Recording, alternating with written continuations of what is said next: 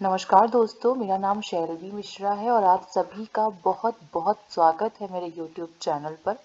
जैसा कि आप सभी जानते हैं कि मैंने अपने चैनल पर मध्य प्रदेश सामान्य ज्ञान की सीरीज स्टार्ट की है, जिसमें 2 चैप्टर्स हमने पहले ही ख़त्म कर लिए हैं। ठीक है, इनमें से पहला चैप्टर जो था वो हमने पढ़ा था मध्य प्रदेश का गठन और दूसरा पढ़ा था मध्य प्रदेश की भूगर्भिक एवं भौगोलिक संरचना। और जो तीसरा वीडियो मैंने डाला था वो मैंने उन्हीं 2 चैप्टर से जो प्रीवियस ईयर क्वेश्चंस पूछे गए हैं उन क्वेश्चंस को मैंने पिछले वीडियो में कवर किया है, तो आप जाकर ज़रूर पिछले वीडियोस देखें। अब आज जो अगला चैप्टर हम पढ़ने वाले हैं वो है मध्य प्रदेश के पर्वत। जैसा कि आपको स्क्रीन में दिख रहा है, ये जो मैप है आप इसको बना लें पूरा अच्छी तरह से अपनी नोट्स में। ठीक है, और फिर जिस तरीके से मैंने बनाया है उसी तरह बनाएं और बाकी मैं समझाऊंगी, तो आप उसको देखते जाइएगा। ठीक है, तो चलिए स्टार्ट करते हैं। ठीक है, अब आप जैसे कि देख पा रहे हैं यहाँ पे मैंने ना जो मध्य प्रदेश की पर्वत श्रेणियां उनको 2 भागों में कैटेगराइज किया है। जैसे कि आपको ये जो ब्लू वाला जो दिख रहा है, ये आपको जितना भी क्षेत्र दिख रहा है, ये जो पार्ट है ये है सतपुड़ा पर्वत श्रेणी का। ठीक है, तो ये हमारा कौन सा भाग है? ये हमारा सतपुड़ा पर्वत श्रेणी का भाग है जो आपको ब्लू में दिख रहा है पूरा, है ना, ये पूरा यहाँ से यहाँ तक। ठीक है, तो ये सतपुड़ा रेंज है। ठीक है, तो मैं यहाँ पे लिख देती हूँ, ये हमारी हमारी सतपुड़ा रेंज है। ठीक है, उसके बाद जो आपको ये रेड में दिख रहा है पूरा, ये विंध्याचल, भांडेर, कैमूर, ये हमारा जो है ये हमारा विंध्याचल श्रेणी है। ठीक है ना, ये पूरा यहाँ से यहाँ तक जो आपको दिख रहा है ये कौन सी श्रेणी है? विंध्याचल। ठीक है, तो ये आपको ध्यान रखना है। मैप से पढ़ने में चीज़ें बहुत आसान हो जाती हैं, तो कोशिश करें कि जब भी आप कुछ भी पढ़ रहे हो मैप जरूर साथ में रखें। ठीक है, चाहे आप पॉलिटी पढ़ रहे हो, चाहे मध्य प्रदेश के संदर्भ में बात करें या भारत के संदर्भ में बात करें, मैप को जरूर साथ में रख के पढ़ें। ठीक है, तो अब मैंने एक अन्य ये 2 भाग तो मैंने कैटेगराइज किए ही हैं। एक तो आपको जो दिख रहा है विंध्याचल पर्वत श्रेणी और दूसरा सतपुड़ा। उसके अलावा मैंने एक तीसरा भाग भी यहाँ पे डिवाइड कर दिया है, वो है अन्य पर्वत पहाड़ियाँ। तो जो अन्य पर्वत एवं पहाड़ी हैं उनको हम यहाँ पे पढ़ लेंगे। ठीक है, तो चलिए हम विंध्याचल पर्वत श्रेणी से स्टार्ट करते हैं। ठीक है, तो ये यहाँ पे जो उसका पश्चिमी वाला भाग है वो धार से शुरू होता है। ये वाला क्षेत्र विंध्याचल नाम से ही जाना जाता है। ठीक है, तो ये धार से यहाँ पे जो है तो इसकी शुरुआत होती है धार जिले से। ठीक है, अब यहाँ पे कुछ जो मुख्य जगह हैं या जो पहाड़ी हैं वो आपको ध्यान रखनी है। जैसे कि जो मांडू है, ये जो है ये विंध्याचल वाले इस वाले विंध्याचल वाले भाग में आती है। ठीक है, और ये वैसे है कहाँ? हमें पता है कि ये धार जिले में है। ठीक है, ये किस जिले में है? धार जिले में है। ठीक है, उसके अलावा आपने असरफी की पहाड़ी सुनी होगी, ये जो है ये मांडू में ही है। ठीक है, और मांडू में है तो मांडू धार में आता है, तो धार में तो असरफी की पहाड़ी भी धार जिले में आएगी। ठीक है, उसके अलावा जो आपको ये जो दिख रहा है ना, एक तो काकड़ी बर्डी की पहाड़ी, दूसरा ये वांचो पॉइंट और तीसरा ये जाना पाओ, ये तीनों जो है ये इंदौर जिले में आते हैं। ठीक है, तो यहाँ पे विंध्याचल वाला जो हमारा क्षेत्र है, पश्चिमी हिस्सा जो विंध्याचल पर्वत श्रेणी का है, इसमें महत्वपूर्ण जो जगह जैसे कि मांडू में हमने देखा धार में है, वो विंध्याचल में ही स्थित है। उसके अलावा असरफी की पहाड़ी ये मांडू में ही है, मांडू में है मतलब धार जिला है, तो ये भी विंध्याचल के इसी वाले भाग में स्थित है। इसके अलावा जो आपको ये काकड़ी बर्डी की पहाड़ी, वांचू पॉइंट और जाना पाव, ये भी इसी वाले विंध्याचल के भाग में है और ये इंदौर जिले में है। तो आपको ध्यान रखना है कि काकड़ी बर्डी, वांचू पॉइंट और जाना पाव ये कहाँ पे है? इंदौर में है। ठीक है, अब हम इसके विंध्याचल जो पर्वत श्रेणी है हमारी पूरी यहाँ से लेकर यहाँ तक में, तो यहाँ पे जो इसका मध्य वाला हिस्सा है वो कहलाता है भांडेर। क्या कहलाता है? भांडेर कहलाता है। ठीक है, और यहाँ पे इसका जो विस्तार है वो किन किन जिलों में है ये भी आप जान लें। तो इनका जो विस्तार है वो है दमोह, पन्ना और टीकमगढ़। ठीक है, इसको आप लिखते भी चले, है ना, वहीं पे आप मैप थोड़ा बड़ा बना लेंगे तो आप जो महत्वपूर्ण चीजें हैं वहां पे लिख सकेंगे। ठीक है, तो ये जो हमारा मध्य वाला भाग है विंध्याचल पर्वत श्रेणी का, उसे हम भांडेर के नाम से जानते हैं। और ये किन किन जिलों में मुख्यतः विस्तारित है? तो हम अगर मुख्यतः देखें तो दमोह, पन्ना और टीकमगढ़ में। ठीक है, ये विस्तारित है। और यहाँ पे जो ना विंध्याचल पर्वत श्रेणी की हाईएस्ट पीक मतलब सबसे ऊंची जो चोटी है वो है सद्भावना या गुडविल। ठीक है, ये जो है तो विंध्याचल पर्वत श्रेणी की सबसे ऊंची चोटी है, जो कहाँ पे स्थित है? विंध्याचल के किस वाले हिस्से में? भांडेर वाला जो क्षेत्र है, ठीक है ना, मध्य वाला भाग विंध्याचल पर्वत श्रेणी का, जिसे हम भांडेर के नाम से जानते हैं, वहां पे सद्भावना या गुडविल, जो कि विंध्याचल पर्वत श्रेणी का हाईएस्ट पीक है, सबसे ऊंची चोटी है, वो स्थित है। ठीक है ना, विंध्याचल पर्वत श्रेणी की इसकी जो ऊंचाई है वो याद रखिए तो 752 मीटर। ठीक है, कितनी है? 752 मीटर। और ये किस जिले में आता है ये भी ध्यान रखिए, तो दमोह। ठीक है, किस जिले में आता है? दमोह में। ठीक है, तो ये जो आपकी सद्भावना या गुडविल जो चोटी है, ये इसकी जो ऊंचाई है वो 752 मीटर है, और ये दमोह जिले में आता है। ठीक है ना, ये विंध्याचल का जो भांडेर जो मध्य वाला हिस्सा है वहां पर स्थित है, और ये विंध्याचल पर्वत श्रेणी की सबसे ऊंची चोटी है। ठीक है, अब हमने विंध्याचल का पश्चिमी हिस्सा पढ़ा जो विंध्याचल के नाम से जाना जाता है, और मध्य वाला भाग जो भांडेर के नाम से जाना जाता है। अब जो इसका सबसे पूर्वी हिस्सा है वो है कैमूर। इसे हम किस नाम से जानते हैं? कैमूर नाम से जानते हैं। ठीक है, और यहाँ यहाँ से जो महत्वपूर्ण फैक्ट्स आपको याद रखने हैं, ये तो हम जानेंगे कि सबसे पूर्वी भाग है। ठीक है ना, उसके अलावा केन नदी का उद्गम होता है यहाँ से। ठीक है, तो एक आपको ये महत्वपूर्ण फैक्ट याद रखना है। खैर जब हम नदी पढ़ेंगे तो हम इसको डिटेल से भी पढ़ेंगे।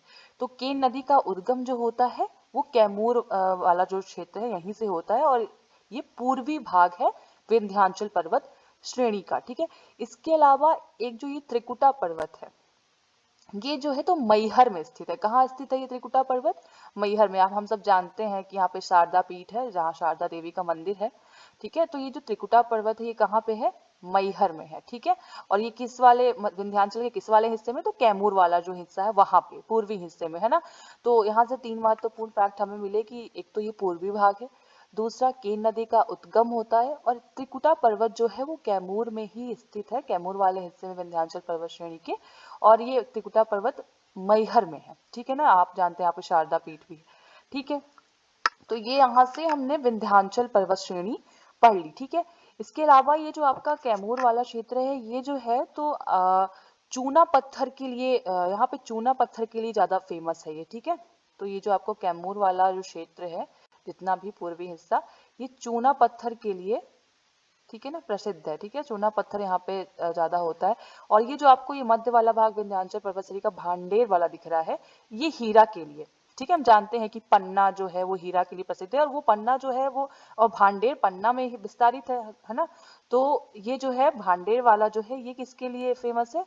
तो ये आपका हीरा के लिए। ठीक है, तो हमें ध्यान रखना है कि जो कैमूर है वो आपका चूना पत्थर के लिए, ठीक है, फेमस है, और जो ये आपका विंध्याचल पर्वत श्रेणी का मध्य वाला भाग है भांडेर, ये हीरा के लिए। ठीक है, तो ये हमने विंध्याचल पर्वत श्रेणी जो है पढ़ ली। ठीक है, उसके बाद अब हम चलते हैं सतपुड़ा पर्वत श्रेणी में। ठीक है ना, इसका भी आप देख सकते हैं कि जो पूर्वी हिस्सा है वो राजपीपला के नाम से जाना जाता है। सतपुड़ा पर्वत श्रेणी का जो पश्चिमी जो विस्तार है, माफ करें, जो पश्चिमी विस्तार है वो राजपीपला के नाम से जाना जाता है। मध्य वाला जो भाग है वो महादेव के नाम से, और जो सबसे पूर्वी हिस्सा है वो मैकाल के नाम से जाना जाता है। ठीक है ना, अब हम इनके बारे में बारी बारी से महत्वपूर्ण चीजें देखेंगे। ठीक है, सबसे पहले तो जो राजपीपला है इसका विस्तार कहाँ से कहाँ तक है? तो आपको ध्यान रखना है कि गुजरात से लेकर बुरहानपुर तक इसका विस्तार है। ठीक है, उसके अलावा इसकी जो सर्वोच्च चोटी है चूलगिरी है। ठीक है ना, तो जो राजपीपला वाला हिस्सा है सतपुड़ा का, जो पश्चिमी विस्तार राजपीपला है, उसकी जो सर्वोच्च चोटी है वो है चूलगिरी, और इसकी जो ऊंचाई है वो है 1215 मीटर। ठीक है, तो अभी हमने यहाँ से दो फैक्ट ये पढ़े कि जो राजपीपला है इसका विस्तार गुजरात से है, गुजरात से लेकर बुरहानपुर तक है। ठीक है ना, उसके अलावा इसकी राजपीपला की जो सर्वोच्च चोटी है वो है चूलगिरी। ठीक है ना, जिसकी ऊंचाई 1215 मीटर है। ठीक है ना, अब मैंने यहाँ पे ना नीचे उतना जगह नहीं था, इसलिए मैंने यहाँ पे भी बाकी चीजें लिखी हैं। ठीक है ना, तो जैसे कि और क्या क्या पीपला वाले हिस्से में आता है, तो ये आपका असीरगढ़, ग्वालीगढ़, बीजागढ़, अखरानी हिल्स, बड़वानी हिल्स। ठीक है ना, असीरगढ़ ये जो है ये आपका बुरहानपुर में है। असीरगढ़, ग्वालीगढ़ और बीजागढ़ ये तीनों ही कहाँ पे हैं? बुरहानपुर में है। ठीक है ना, असीरगढ़ को हम जानते हैं कि दक्षिण का प्रवेश द्वार कहा जाता है, ठीक है ना। क्या कहा जाता है असीरगढ़ को, ध्यान रखिएगा, लिख लीजिएगा अपनी कॉपी में कि जो असीरगढ़ है इसे दक्षिण का प्रवेश द्वार कहा जाता है। और ये कहाँ पर है, तो ये है आपका बुरहानपुर में, ठीक है। उसके अलावा ये जो ग्वालीगढ़ है ये भी बुरहानपुर में है।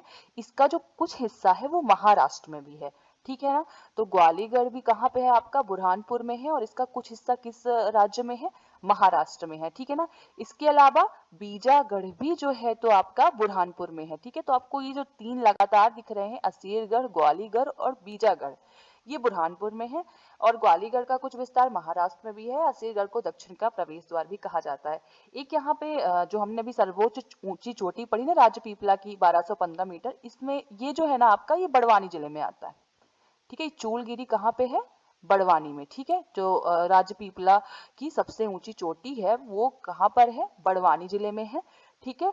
और यहाँ पे आपने एक प्रसिद्ध मंदिर सुना होगा, 52 गजा मंदिर, ठीक है। तो वो 52 गजा मंदिर कहाँ पे है, यहीं पे है आपकी चूलगिरी पहाड़ी में ही, चूलगिरी में छोटी जो है इसी पे है, ठीक है। और ये किस, अगर जिला पूछा जाए तो बड़वानी, ठीक है। तो आपको चूलगिरी से दो तीन महत्वपूर्ण फैक्ट याद रखने हैं। एक तो ये राजपीपला की सबसे ऊंची चोटी है, इसकी ऊंचाई है 1215 मीटर। फिर जिला अगर बात करें तो बड़वानी रहेगा। और यहाँ पे एक प्रसिद्ध मंदिर है इस चूलगिरी पर, वो है 52 गजा का मंदिर, ठीक है। उसके बाद हमने देखा असीरगढ़, ग्वालीगढ़ और बीजागढ़, ये तीनों ही जो है ये बुरहानपुर में आते हैं। असीरगढ़ को दक्षिण का प्रवेश द्वार कहा जाता है, और जो ग्वालीगढ़ है इसका कुछ विस्तार महाराष्ट्र में भी है। बाकी ये तीनों बुरहानपुर में आते हैं, ठीक है। उसके अलावा अखरानी हिल्स, तो ये जो अखरानी हिल्स आपको दिख रहा है ना, ये जो है तो इसका विस्तार बड़वानी और खरगोन दोनों में है, ठीक है ना। तो इसका जो कुछ हिस्सा है बड़वानी में है और कुछ खरगोन में भी है, ठीक है। तो आपको ये ध्यान रखना है कि जो अखरानी हिल्स है इसका कुछ हिस्सा बड़वानी में है और कुछ खरगोन में, ठीक है। उसके बाद नीचे है फिर बड़वानी हिल्स, ठीक है। तो ये महत्वपूर्ण चीज हो गई यहाँ से, ठीक है ना। एक तो असीरगढ़, ग्वालीगढ़, बीजागढ़, अखरानी हिल्स, बड़वानी हिल्स, ठीक है। अखरानी हिल्स जो है बड़वानी और खरगोन दोनों में इसका विस्तार है, ठीक है। उसके बाद अब हम आगे बढ़ते हैं, तो जो सतपुड़ा पर्वत श्रेणी का मध्य वाला हिस्सा है वो कहलाता है महादेव के नाम से जाना जाता है, ठीक है ना। तो इसका जो विस्तार है वो है खंडवा से लेकर सिवनी तक। कहां से, खंडवा से लेकर के सिवनी तक है, ठीक है ना। यहाँ पर मध्य प्रदेश की सबसे ऊंची चोटी धूपगढ़ स्थित है। ये हमने पढ़ा था कि मध्य प्रदेश की जो सबसे ऊंची चोटी है वो कहाँ पर है, तो पहले तो सतपुड़ा वाली श्रेणी में, सतपुड़ा पर्वत श्रेणी में है। और अगर उससे भी पूछे अंदर तो कहाँ पे है, महादेव वाला, जो उसका मध्य भाग है, मध्य वाला जो भाग है महादेव के नाम से जाना जाता है जो क्षेत्र, वहां पर स्थित है, ठीक है ना। और इसकी ऊंचाई ऊंचाई हमने पहले भी पढ़ ली है, पर फिर भी मैं यहाँ पे लिखवा देती हूँ कि जो धूपगढ़ की जो ऊंचाई है वो है 1350 मीटर, ठीक है। तो धूपगढ़ की ऊंचाई कितनी है आपकी, 1350 मीटर, ठीक है। तो हमने पढ़ा कि सतपुड़ा जो पर्वत श्रेणी है उसका पश्चिमी हिस्सा था राजपीपला, मध्य भाग है महादेव, और जो महादेव है जो है इसका विस्तार खंडवा से लेकर सिवनी तक है। और यहाँ पर मध्य प्रदेश की सबसे ऊंची चोटी धूपगढ़ स्थित है, जिसकी ऊंचाई 1350 मीटर है, ठीक है। उसके अलावा यहाँ पे चौरागढ़ भी है, ठीक है ना। तो पहले हमने पढ़ा कि इसका विस्तार महादेव का खंडवा से सिवनी तक है। उसके बाद धूपगढ़ पढ़ा जो कि मध्य प्रदेश की सबसे ऊंची चोटी है, ठीक है ना। उसके अलावा चौरागढ़, ठीक है ना। तो ये मध्य प्रदेश की दूसरी सबसे ऊंची चोटी है चौरागढ़, ठीक है। वो भी कहाँ स्थित है, महादेव वाले श्रेणी, महादेव वाले क्षेत्र में, ठीक है। इसकी जो ऊंचाई है वो है 1326 मीटर, ठीक है। तो धूपगढ़ सबसे ऊंची चोटी मध्य प्रदेश की, और दूसरी सबसे बड़ी चोटी चौरागढ़, ये महादेव का हिस्सा है, ठीक है ना। उसके बाद यहाँ पे अन्य जो महत्वपूर्ण चीजें हैं वो एक नंदीगढ़ है, ठीक है, और कालीभीत पहाड़ी, ठीक है। कालीभीत पहाड़ी भी यहाँ पर है। इसका इसका ना कुछ हिस्सा बैतूल, वैसे तो बैतूल में है, और कुछ हिस्सा इसका होशंगाबाद में भी है, ठीक है। जो कालीभीत पहाड़ी है इसका कुछ हिस्सा होशंगाबाद में भी है बैतूल के अलावा। और एक कालीभीत अभ्यारण्य है वो बैतूल में है, जो कि भालू के लिए प्रसिद्ध है, ठीक है ना। तो आपको अगर पूछा जाए कि कालीभीत अभ्यारण्य कहाँ है, तो वो बैतूल में ही है, और ये भालुओं के लिए प्रसिद्ध है, ठीक है ना। वैसे कालीभीत जो पहाड़ी है इसका कुछ हिस्सा बैतूल के अलावा होशंगाबाद में भी है, ठीक है। और तो आपको यहाँ से ये महत्वपूर्ण चीज ध्यान रखनी है कि कालीभीत पहाड़ी का जो विस्तार है वो बैतूल के अलावा थोड़ा बहुत होशंगाबाद में है, और कालीभीत अभ्यारण्य जो है वो बैतूल में है, जो कि भालुओं के लिए प्रसिद्ध है। ठीक है, उसके बाद हमने यहाँ से चीजें महत्वपूर्ण पढ़ ली। अब उसके बाद हम चलते हैं जो सतपुड़ा पर्वत श्रेणी है उसकी पूर्वी हिस्सा। तो उसका जो पूर्वी हिस्सा है वो किस नाम से जाना जाता है? मैकाल रेंज। ठीक है ना। तो अब यहाँ इसके बारे में महत्वपूर्ण चीजें हम जानते हैं। तो इसका जो विस्तार है वो सिवनी से लेकर छत्तीसगढ़ तक है। ठीक है ना। तो और यहाँ पर इसका मैकाल का जो सबसे हाईएस्ट पीक है, मतलब मैकाल की सबसे जो ऊंची चोटी है वो कितनी है? 1065 मीटर। ठीक है। उसके अलावा यहाँ पे किरार घाटी है, इसका आप क्षेत्रफल याद रखें 7 किलोमीटर स्क्वायर। ठीक है ना। इसके बारे में एक महत्वपूर्ण चीज ये है कि जो ये किरार घाटी वाला जो क्षेत्र है, इसको लेकर मध्य प्रदेश और छत्तीसगढ़ के मध्य विवाद चल रहा है। ठीक है ना। तो किरार घाटी से आपको ये चीजें याद रखनी है कि किरार घाटी का जो क्षेत्रफल है वो है 7 किलोमीटर स्क्वायर, और इसको लेकर मध्य प्रदेश और छत्तीसगढ़ के बीच विवाद चल रहा है। आप देखते होंगे कई कई बार ना कि मध्य प्रदेश का जो क्षेत्रफल है वो कहीं पे कुछ और बताया जाता है और कहीं पे कुछ और बताया जाता है, थोड़ा डिफरेंस रहता है। वो इसी को लेकर, इसी विवाद को लेकर जो है तो वो ऐसा अलग अलग जगह अलग अलग क्षेत्रफल मध्य प्रदेश का बताया जाता है, क्योंकि इसे लेकर मध्य प्रदेश और छत्तीसगढ़ के मध्य जो है तो विवाद चल रहा है। ठीक है। उसके बाद अचान कमार। तो ये जो है अचान कमार जो है ये है एक बायोस्फीयर रिजर्व भी है। ठीक है ना। ये हम जानते हैं कि अचान कमार क्या है? एक बायोस्फीयर रिजर्व भी है। ठीक है ना। और इसका जो विस्तार है वो मध्य प्रदेश के अलावा छत्तीसगढ़ में भी है। ठीक है ना। तो अचान कमार जो है एक बायोस्फीयर रिजर्व है। ठीक है। और इसका जो विस्तार है वो मध्य प्रदेश के अलावा छत्तीसगढ़ में भी है। ठीक है ना। तो ये यहाँ से एक महत्वपूर्ण फैक्ट हो गया। ठीक है ना। तो हमने क्या पढ़ा मैकाल में? एक तो उसका विस्तार सिवनी से लेकर छत्तीसगढ़ तक है। मैकाल का जो हाईएस्ट चोटी है, सबसे ऊंची चोटी है वो है अमरकंटक, जिसकी ऊंचाई है 1065 मीटर। यहाँ पे किरार घाटी है जिसका क्षेत्रफल 7 किलोमीटर स्क्वायर है। उसके अलावा यहाँ पे आचान कमार है जो कि एक बायोस्फीयर रिजर्व है और जिसका विस्तार मध्य प्रदेश और छत्तीसगढ़ दोनों में ही है। ठीक है ना। मध्य प्रदेश और छत्तीसगढ़ दोनों में जो है तो इसका विस्तार है। ठीक है ना। मध्य प्रदेश में भी और छत्तीसगढ़ में भी अचान कमार का, और एक ये बायोस्फीयर रिजर्व है। ठीक है। तो चलिए अब हम पढ़ते हैं अन्य पर्वत एवं पहाड़ी। ठीक है। तो आपको जो ये गिद्धराज दिख रहा है ना, ये सतना जिले में है। ठीक है। तो आपको यहाँ से ध्यान रखना है कि जो गिद्धराज पर्वत है कहाँ पे है? सतना जिले में है। ठीक है ना। इस ये जो है आपका ये जो कैमूर दिख रहा है ना, कैमूर, और यहाँ पे है अमरकंटक। ठीक है ना। यहाँ पे अमरकंटक है। तो कैमूर और अमरकंटक के मध्य यहाँ पर जो है तो गिद्धराज पर्वत स्थित है। ठीक है ना। तो कैमूर और मैकाल में जो अमरकंटक है यहाँ पे, तो कैमूर और अमरकंटक के मध्य स्थित है आपका गिद्धराज। ठीक है। जिले की बात करें तो आपका सतना जिला आएगा, और कहाँ पे? ये आपका जो कैमूर वाला क्षेत्र है और यहाँ पे अमरकंटक, इसके मध्य में स्थित है गिद्धराज। ठीक है। फिर उसके बाद हम चलते हैं गोपांचल। तो गोपांचल जो है ये ग्वालियर में स्थित है। ठीक है ना। कहाँ पे? ग्वालियर में स्थित है गोपांचल। ठीक है ना। कई बार ये सवाल पूछा जाता है कि ग्वालियर के जो किले हैं वो किस पर्वत पर हैं? तो वो गोपांचल पर्वत में है। ठीक है। तो आपको ये ध्यान रखना है कि गोपांचल कहाँ पे है? ग्वालियर में। ठीक है। उसके अलावा ये सिगार और सिद्ध बाबा, ये हम लोग पढ़ चुके हैं। जो सिगार है ये मालवा की जो है तो सबसे ऊंची चोटी है। ठीक है ना, सिगार। और ये है कहाँ पे? तो इंदौर आपको ध्यान रखना है। ठीक है ना। इसकी ऊंचाई मैंने पहले भी बताई थी, फिर बता देती हूँ, 881 मीटर इसकी ऊंचाई है। ये मालवा की सबसे ऊंची चोटी है और ये कहाँ पे आती है? इंदौर में। ठीक है। उसके अलावा ये जो सिद्ध बाबा की है ये बुंदेलखंड की सबसे ऊंची चोटी है, ये भी हमने पढ़ा था, और इसकी जो ऊंचाई है वो है 1172 मीटर। ठीक है। कितनी है? 1172 मीटर, और ये दतिया में है। ठीक है। कहाँ पे है ये? दतिया में है।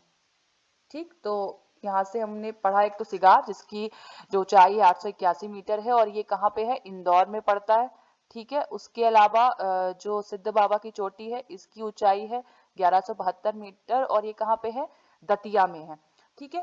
उसके अलावा जो भोपाल शहर है ये किन किन मतलब इसमें कौन कौन सी पहाड़ियां हैं? कई बार पूछा गया है भोपाल शहर कितनी पहाड़ियों पर स्थित है। तो 5 पहाड़ियां। ठीक है ना। जैसे कि पहली श्यामला हिल्स हो गई, फिर Neori hills, Arera hills, Katara hills, Idgah hills. ठीक है ना। तो आपको ये याद रखना है कि भोपाल शहर में कौन कौन सी पहाड़ियां हैं। तो Shyamla hills, Neori hills, Arera hills, Katara hills, Idgah hills. ठीक है, तो ये आज हमने मध्य प्रदेश के पर्वत, ये जो चैप्टर है ये कंप्लीट कर लिया है। मुझे लगता है कि आपके जितने भी एग्जाम में जो भी क्वेश्चंस आएंगे, इससे बाहर कुछ नहीं रहेगा, आपका कवर हो जाएगा इससे। ठीक है, मैप को अच्छे से, एक मैप आप बना लें, जिसमें एक मैप अपने पास रखे हैं जिसमें सभी डिस्ट्रिक्ट रहें, और एक ये आप बना लें वहां पे बगल में। ठीक है, और फिर पढ़ें तो आपको अच्छे तरीके से समझ में आएगा, और ऐसा ही बनाएं। ठीक है, अगर आपको अभी ये थोड़ा सा वो दिख रहा हो तो मैं इसको इरेज कर दूंगी तो थोड़ा क्लियर दिखेगा। ठीक है, तो मैं इसको इरेज कर देती हूँ, तो ये आपको फिर क्लियर दिखेगा। तो आप इसको अपनी नोट्स में बना लें सही से। ठीक है, और एक बगल में जिसमें सारे जिले हों उसका मैप बना लें, और फिर उसको देख करके पढ़ें, क्योंकि मैप बहुत ज़रूरी होता है, खासकर जब आप ज्योग्राफी पढ़ रहे हो तब तो बहुत ज़रूरी होता है, चाहे आप मध्य प्रदेश के संदर्भ में बात कर लें या भारत के संदर्भ में बात कर लें। ठीक है, तो आज ही हमने तीसरा चैप्टर खत्म कर दिया है। उसके बाद मैं अगले चैप्टर पे बढ़ूंगी अगले वीडियो में, और फिर इसका और जो अगला वीडियो होगा, जो अगला चैप्टर होगा, उसके एमसीक्यू उसके बाद वाले वीडियो में लाऊंगी। ठीक है, तो आशा करती हूँ कि आपको मेरे जो भी पढ़ाने का तरीका है या मेरा जो लेक्चर होता है वो आपको पसंद आ रहा होगा, और अगर पसंद आ रहे हैं तो वीडियो को शेयर करें, और चैनल को सब्सक्राइब करना ना भूलें। तो बस इसी के साथ मिलते हैं नेक्स्ट वीडियो में। बहुत बहुत धन्यवाद।